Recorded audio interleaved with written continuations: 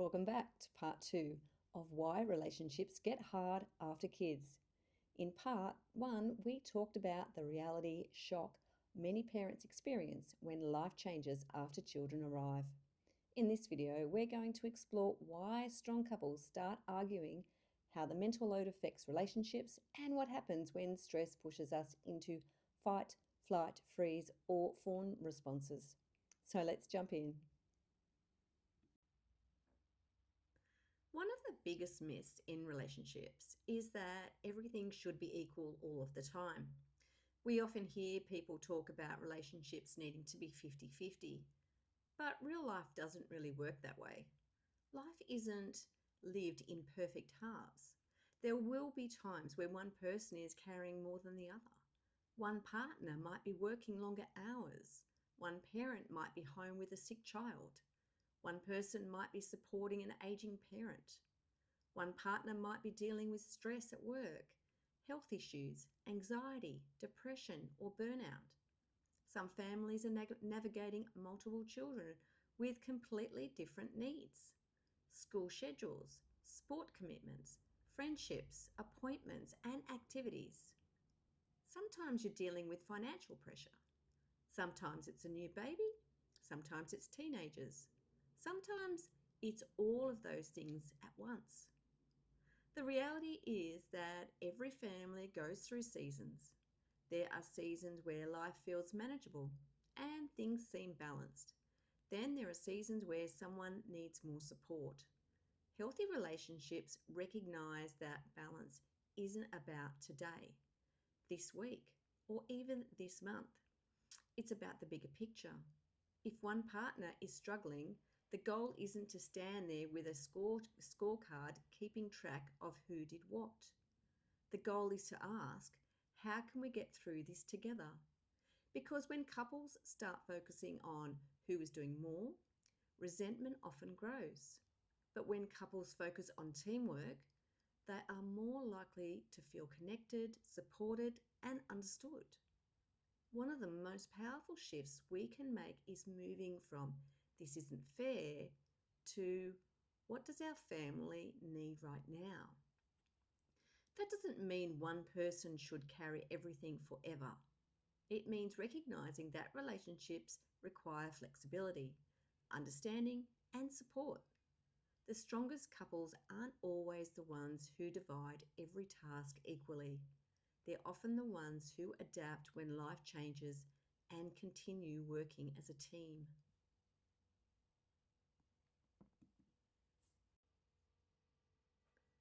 The words we choose matter, but so does when we choose to have important conversations. Trying to discuss frustrations when you're both exhausted, rushing out the door, dealing with screaming children, or lying in bed at midnight is rarely going to end well. If possible, choose a calm moment. Some couples even find it helpful to have a regular time each week to check in with each other. Both people need to come into the conversation with an open mind and a willingness to listen. It's not about proving who's right. It's not about keeping score. It's about understanding what life feels like from your partner's perspective. Ask yourself, what might they be carrying that I can't see? What support might they need right now? And equally important, what do I need? What am I willing and able to give?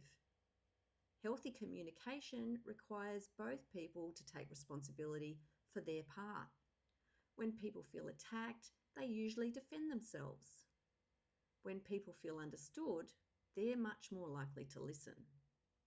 Small changes in language can completely change the direction of conversation. So instead of, you never help, you could try, I'm feeling really overwhelmed and I'd really appreciate some support. The goal isn't to win the conversation. The goal is to strengthen the relationship. One of the biggest sources of resentment in a relationship is feeling like your contribution isn't valued. Whether you're working outside the home, working from home, staying home with children, studying, caring for aging parents, or managing the household, every role contributes to the family in some way. For generations, much of the work involved in raising children and running a home was often seen as just what mothers do. Because there wasn't a paycheck attached to it, it was easy for people to overlook its value. But if you paid someone to cook, clean, organise appointments, manage school schedules, provide childcare, transport children, offer emotional support, and run a household, the cost would be enormous. The value of someone's contribution shouldn't be measured by the income they earn.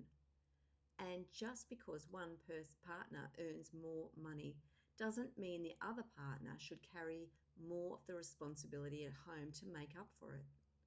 A family is not a business arrangement where every task has a dollar value attached. It's a partnership. And I'll say it again, a family is not a business arrangement. This is a great statement to remember. Neither person should feel like the household manager, the servant, or the personal assistant for everyone else. It's also just too much to carry for one person. Respect means recognizing that both people matter. It means appreciating what your partner contributes, even when it looks different from your own contribution. Our children are watching all of this. They're learning what respect looks like. They're learning how adults speak to each other. They're learning how responsibilities are shared. They're learning what healthy communication and teamwork looks like too. Every time we show appreciation, offer support, share responsibilities, and treat our partners with kindness, we're teaching our children valuable lessons about relationships. The little things matter. A thank you, a hug, making a coffee, asking how their day was, acknowledging their effort. Connection isn't built through grand gestures. It's built through small moments repeated over time.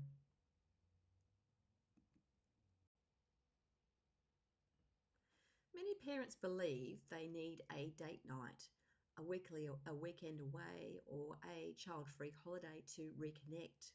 And while those things sound amazing, and they can be wonderful, the reality is that most parents don't have the time, money, childcare, or energy to do those things regularly.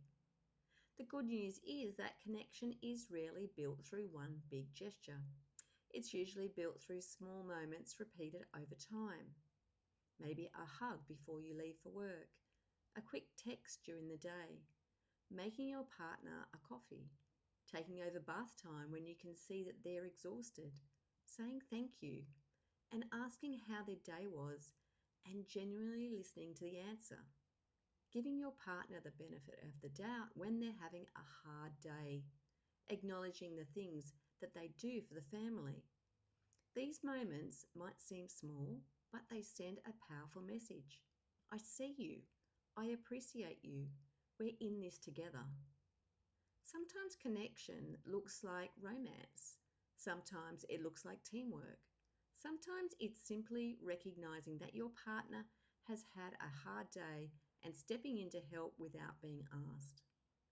One of the biggest mistakes couples make is waiting until they feel disconnected before they start investing in their relationship.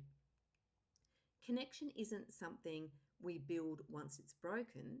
It's something that we build every day through small acts of kindness, small acts of appreciation, and small acts of support.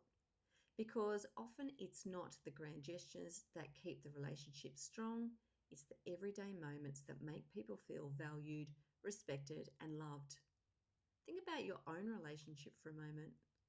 What is one small thing that your partner does that makes you feel appreciated? And what is one small thing that you could do for them this week? Because just as resentment can build one interaction at a time, connection can build one interaction at a time too. And over months and years, Those small moments become the foundation of a strong relationship.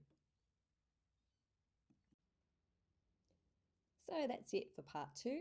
In the final video of this series, we're going to look at practical strategies you can start using straight away to improve communication, rebuild connection, and strengthen your relationship during the busy years of parenting. If you haven't already, subscribe to the channel, and I'll see you in part 3.